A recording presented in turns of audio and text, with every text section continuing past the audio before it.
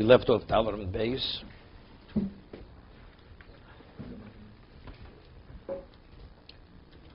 About 11 lines up.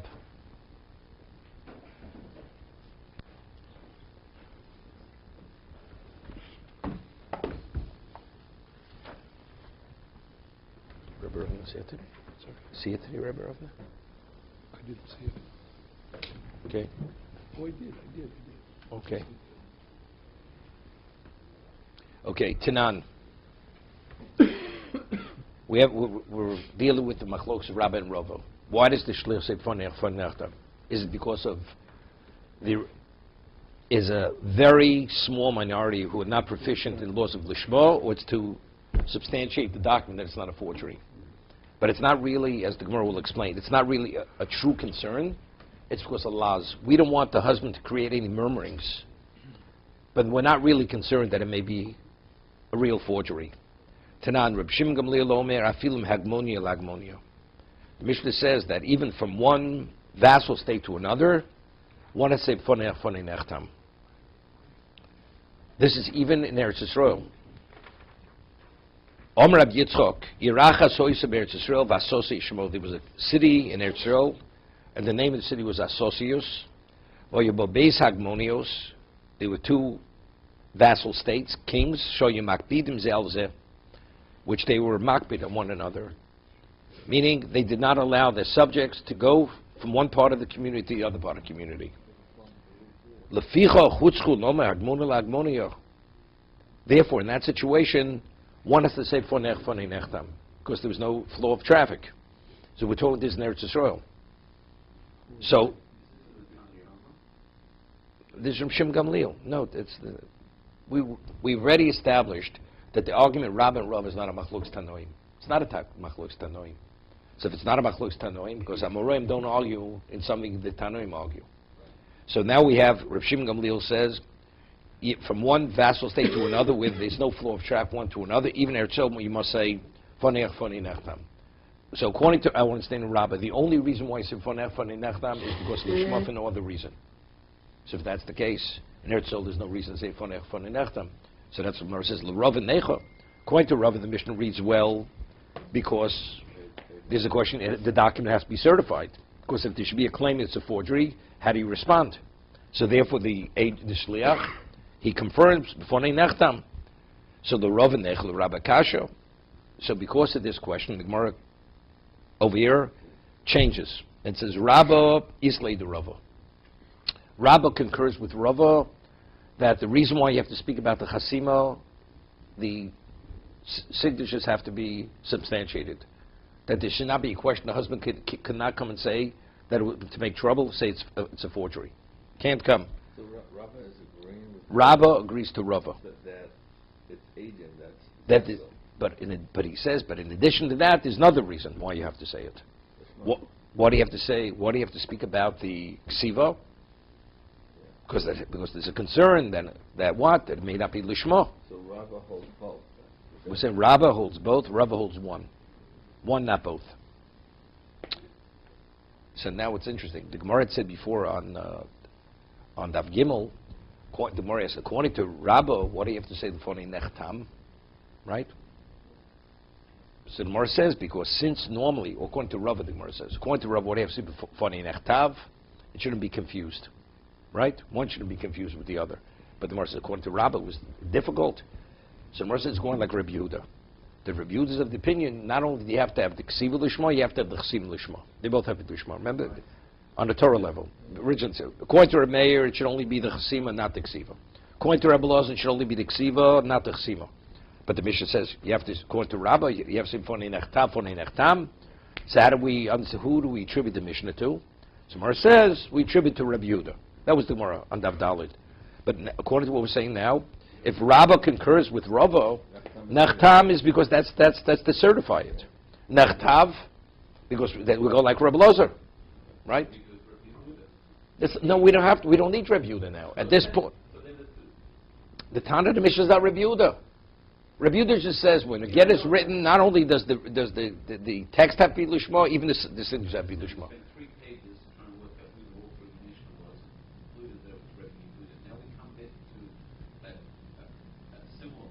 was a question on Rabbah. That question was only going to Rabbah. According to Rabbah wasn't the question. Who the Mishnah is going like. Right? So now, according to what we're saying now, that if Rabbah concurs with Rava, so the Nechtam is because of Rava's concern. And the Nechtav, that's, of course, we rule like Rebbe Lozer. Then when Torah says V'kosav means literally, it has to be written Lishmo. Okay? Somebody asks now, Elamai Beinayu. So what is the halacha difference between Rabbah and Rava? According to Rava, it's only one, not both. According to Rabbah, it's both. Ika Beinayu Dashu Beitrei. What happens if two people, the husband appoints two shluchim, so they basically are agents to deliver the get. Why initially do you have to say before nefoni nechtav it's a single agent, right? Because the husband could contradict the single agent. So we said, therefore, but if you have two witnesses, it's not even a consideration. You have two bona fide witnesses testing to the validity of the document. They have to say nothing. But according to Rabbah, that in addition to to substantiating the signatures that it's not a forgery, there's a concern that it may have not been written lishma, and the husband could actually create some question, although it's not a legitimate concern. So therefore, the shliach still has to say. Even two witnesses, they still have to say b'foni nechtav. That's b'foni nechtav, b'foni nechtam. Inami, bosa bedina sayam. In the same community, in bedina sayam, according to Rava, there's no reason for the shliach. No. A single witness. Well, you were able to locate. Since it's in the same Medina, same province, we'll locate. We'll be able to... They're there. They're available. According to Rava, in addition to that, there's another concern. Lishma is a concern. So therefore, the shliach would still have to say, Fanech, Fani Nechtam. Okay, now, there's an interesting toast. The Gemara originally had said that in Eretz Yisrael, even at a time where Yehuda and Golil, they were at odds, and there was a strained relationship, it wasn't a problem, because Ole Regolim, right? Because people, they would visit Yerushalayim, so that's very good when the Beis Hamikdash existed. After the Beis Hamikdash, what are you going to do, right? That's what the Gemara had said. So it's a problem because there's no communication. If there's no communication, then you're not going to be able to locate the witnesses. So Tos asks a question. Now, the halacha is, if let's say a person occupies a piece of property in Yehuda, and the original owner was in Golil, was up north, okay? Now, for him to be able to come after 3 years and claim the property is his, as long as he proves that he's the original owner, what does he have to do? 3 years pass, and he brings proof he's the original owner. What does he have to do during that 3-year period? He has to lodge a complaint. He has to claim that the person who's occupying his property is there illegally. Right? It's called macho. It's a public protest. And what happens now? It's to alert the owner that the original owner is contesting his right to be there, to make sure that he holds on to that deed. Because normally a person who had a deed, not hearing anybody questioning his right to be there, he becomes complacent, he misplaced the deed. And it's inevitable. So, as a result of this, every purchaser could be victimized by the original owner. He'll wait for a period, he becomes complacent, he'll misplace the deed, then he'll come with the original proof that he's the owner, and the occupier cannot prove that he purchased it, and he'll be able to retake the property. So how do we protect the owner? So Chazal said that the original owner, within 3 years, has to prove that he launched a protest.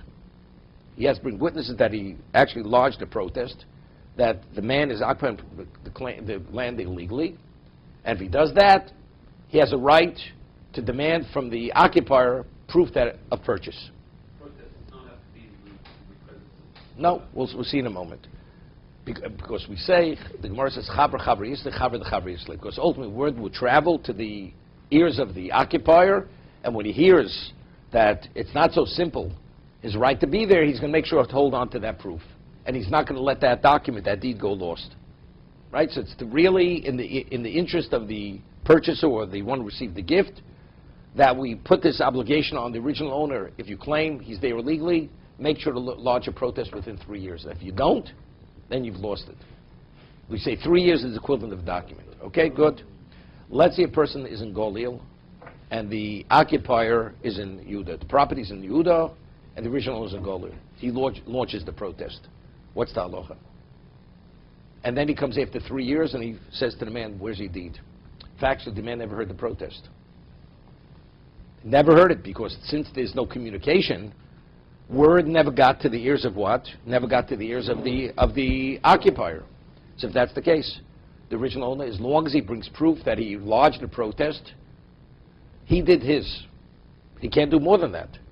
Now it comes after 3 years. That the occupier says, well, I became complacent. Well, prove to me you had a document. Maybe you never had the document. So it's about a right. A burden of proof is on the one who's occupying the property. Prove that you originally had the deed. If you can't prove it, and we have a Mori Kama, we have the original proof, he has the presumed status, he was the original owner. So until it's proven differently, he retains the original owner, gets back the property. Right? That's what we say. Yet we say over here, even at a time when it was strained, we say that you say before nechtam. Right?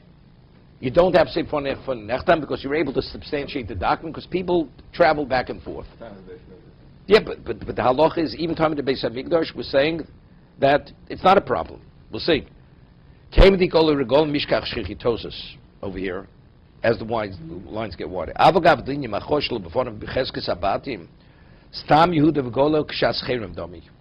We say Yehud and Golil is like a time of a strained relationship. It's like a Cold War.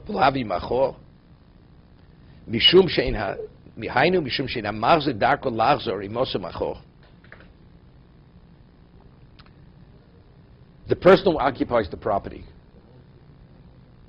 if he doesn't hear anything, is he concerned? He believes legally the property is his. So is he concerned somebody's contesting his right to be there? He doesn't even think about it.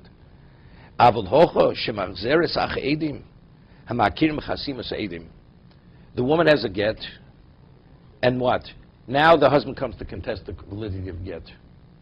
So she has a problem. So she's going to seek out witnesses who are going to substantiate their signatures to prove that it's not a forgery. So therefore, over there, the man in the property, he doesn't even think that maybe he has no right to be there. Right? Say, is he continuously looking over his shoulder? He's not looking over his shoulder. But over here, what's the concern? The husband's going to make a claim. The moment the husband makes the claim and she's aware of it, she's going to seek out the witnesses. And why will she be able to locate the witnesses? Because only regalim. Because people, they visit Yerushalayim, she will find those witnesses. You know what is similar? The Gemara says that why isn't Eid Echad Nemon to say Mezbalo? A single witness comes and says, your husband passed away. We believe the testimony of a single witness. So the Gemara says, because Isha Daiko Mitzvah, because a woman will not remarry until she's left no stone unturned. Because of the consequences. If the husband should return, the consequences are so severe, she's going to seek out information.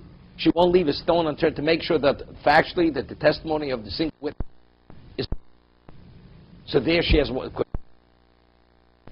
So here also, the woman has a get. She wants to remarry. The husband comes and claims whatever she claims, that the signatures are forged. You say they're forged. If that's the case, she's going to look for those witnesses. But a man who buys a field, he doesn't believe anybody's going to contest his right to be there. But factually he doesn't, because he doesn't hear anything. He only seeks it out when he hears something. Sure, she's holding the get. She's holding the get, and the buyer, the person squatting, he's holding the deed or he's not holding the deed. In other words, we're trying to. He's not a squatter if he has a deed. But ultimately, he's going to come to a place. A woman, if she wants to remarry, she has to prove that she was divorced. She has a document. Correct. So she's going to hold on to that document until she remarries. The person squatting on the land, he has a deed. We don't know. After the fact, we don't know if he ever had a deed. We don't know. He claims he lost it. But we don't know. If he may have not had it. He may have never had the deed. Right. I'm just trying to line up the cases because that's what Tosfos seems to be doing. That's what he's saying. The woman. The woman, he has the gift, but he can claim that it wasn't. So because he could claim that, She wants to get married. She's going to seek out witnesses, and wherever they are, she's going to find them. Vim Tomar.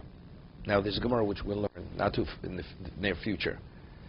He says, Vim Tomar l'kami mashvi yivcha gabi minei mechuza din naidi. If you have a get written in mechuza, all the members in mechuza, they were like traveling salesmen. So even though they witnessed initially, people recognized the signatures, they traveled. So now if you want to substantiate that get, what do? You're not going to be able to locate people, right? In there, even from one neighborhood to another, you have a get written in one neighborhood, you have to say, and it's given another neighborhood, the shliach has nechtam. It's the equivalent of Osa Medina. So why is Osa Medina? Why do we say you don't have to? Because you're going to locate signatures. But if you have these people, they're traveling out of town, they travel overseas. You're not going to be able to locate them. Is it not considered a valid protest?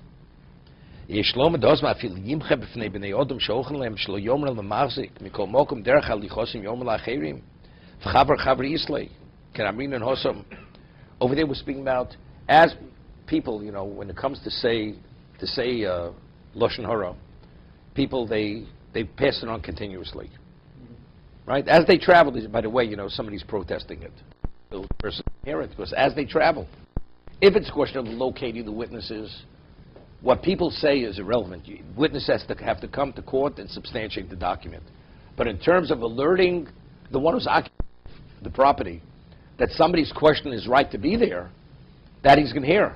Because if he is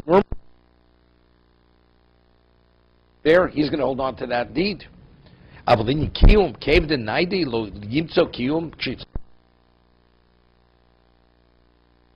when it comes to have to write the signature, it's not a forgery. What are you going to do? You're not going to be able to locate them. Therefore, to avoid that problem, what do? Then when the get is initially delivered, the shliach says, he actually substantiates the document that it's not a forgery. One witness. No, the shliach, this is Mishum Aguna Kilu Rabbanan. This is the regular case. No different if you bring something, get from overseas. So one shliach says, two witnesses. That's the first Mishnah on that base. The Mishnah says, maybe you get Medina Sayyam, a single witness says, That's good. Says, but the question is, what about from one neighbor to another? If mechuzah, even though it's one neighbor to another, no, mechuzah is not Eretz Yisrael. Mechuzah is in Bovel, but it's not Osa Medina, right? It's the same province. He would say it's the same community, but it's just a different neighborhood in the community. Okay, let's go further. So we concluded now that Rabbah concurs with Rava, but Rava does not concur. Rabbah says there are two reasons why you have Sifon in Nechtav. Firstly, there's a question of certifying the document. In addition, because in Chutz Loretz, there is a very small minority who are not proficient in Lishma. Okay? Tanan. Hamevi get b'Medina Sayyam. A person brings a get from overseas, and the shliach is not able to say for nechtam. And the Gemara is going to go, what does it mean he cannot say it? Why can't he say it? If the witnesses who could recognize the signatures, they will substantiate the get, and the get's a valid get. So although the shliach, you have a single witness delivering a get, and he's not able to say for nechtam. So what do? How do you validate the get? You get two witnesses testify about the signatures. What does it mean he's not able to say? Why isn't he able to say Fonei Nechtam? If he spoke, we speaking about the one who's delivering the get is a cheresh. He's a deaf mute. Is a deaf mute, is he qualified even to be a shliach? Votanan? Hakol ksher melhovi is a get. All Jews are qualified to bring the get, to be a shliach, chutz michereshot v'koton, except for the deaf mute, a person's unstable, or a minor. The three of them are not qualified. So if we speak, any yochel means the one who's delivering the get is a deaf mute, so What are you telling me? That if you substantiate it's valid, but who's delivering the get? The person who's delivering it, he has to be a shliach. He has to be the equivalent of the husband. But if he's not qualified to be a shliach, regardless of substantiating it, the get has never been given. So Rashi says something. How do we know that a deaf mute or an unstable person, they're not qualified? It's referred to a bar das. You have to be a person of das, halachic intelligence. Halachic intelligence is a child who's 13. He's reached 13 and he's reached puberty. Because Torah says ish. So we have the Gemara Kedushin, second parak. He has to be ish. What's ish? 13 and he's reached puberty. Years and puberty. Anything less than that, halachically, he could be the most intelligent child in the world. He does not have halachic intelligence, and therefore he cannot be. He doesn't qualify as a shliach. A person who's totally unstable or a deaf mute, because they're the equivalent of that, even less than that, we learn from Cotton, they're considered lav b'dei. Rashi says, lav m'nei deyaninu, ven yichol naso shlich legar kerami b'kedushin, then kot naso shliach v'hu adin lahanoch. So, seeming, where do we draw the deaf mute and the unstable person? Where do we draw it from? Just as the child, until he becomes an adult, is not qualified to shliach, v'hu adin lahanoch. And the same is true regarding these other two classifications of people. What about a person he hears but he's not able to speak? Right? He's qualified to be a shliach. Right? That's shomeh ve'inu medaber. Person becomes hard. He speaks. He hears, but he is not able to speak any longer. Lost his power of speech. He can't declare it. No, he can't. But that's the difficulty. So, wanted more answer that. Yeah. More answer. But we saw cherish. He became hard of hearing. What does he say? He became hard of hearing, but he still speaks. Right? Cherish means, literally the word cherish means deaf. A deaf mute. So Tosas asks, Ilaim cherish, v'lo boy l'meim could go in Ilaim. Right? What does the assume right away? It's a person who's deaf. Maybe it's a person who's mute. He hears, but he's mute. Right? Oshel maybe it says in Yochel because he never saw the get ever written. Because he never saw the get written, that's why he's not able. Not able means physically he's not able. Since initially when the get was given to him by the husband, he wasn't present at the time of the writing and get or signing it, therefore he's not able to say it. So physically he can't speak.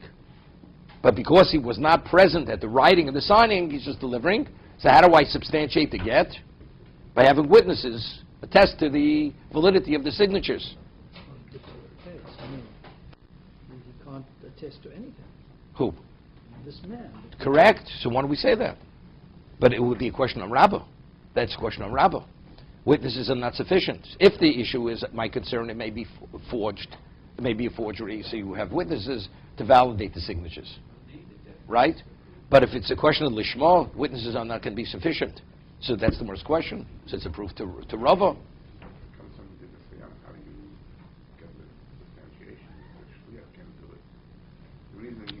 Let's say factually you're able to locate witnesses. Yeah. So that's what it says. But according to Rabbah, is it sufficient? It's not sufficient. So that's the difficulty. So that's Tosa's question. Why do we say that he's not? He hears, but he's a mute. He's lost the power of speech. So Tosa says, either he's a mute, or he actually did not see the get being written. The husband gave him a finished get. He says, please deliver this on my behalf. It shouldn't say any yochel omar. He's not able to say. It seems to be, it's a lack of qualification. He's not able. If you didn't see it, it's not your. It's a lo amar. You didn't say it because there's no basis. Lo yochel, the connotation of any yochel is that he's not physically capable. So that the Gemara says. So what is? If it's a chayresh, it's a problem. What's even the consideration? It's not because he's not saying it. It's he's not qualified to be a shliach. That's the Gemara's question.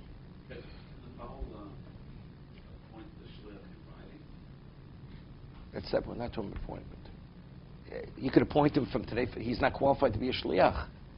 If he's a deaf mute, he's a cherish. No, just deaf. If he became deaf later. No, deaf now. Oh wait. But he's appointed in writing. I understand. The problem is not because of the appointment. He could have said someone else. He could have said in presence someone, I appoint him to be a shliach. The person is not qualified to be a shliach if he becomes a deaf mute. Right, it's the mute. It's the deaf mute. Deaf mute. So that's the problem. It's the bad guy. Not that he has to hear it. Not because he can't hear it. No, I understand. A person, a deaf mute, he's out of touch with reality. Correct. He cannot process information. But if he was just deaf, or he was just a mute, So that's Tosas Quab. One is Elaim is just he's mute. He hears, but he's mute. So verbally, he can't say Fonech Foni Nechtam. right, So Tosas says, because the connotation ain't a yochol, doesn't say lo omar. He's unable to be continued.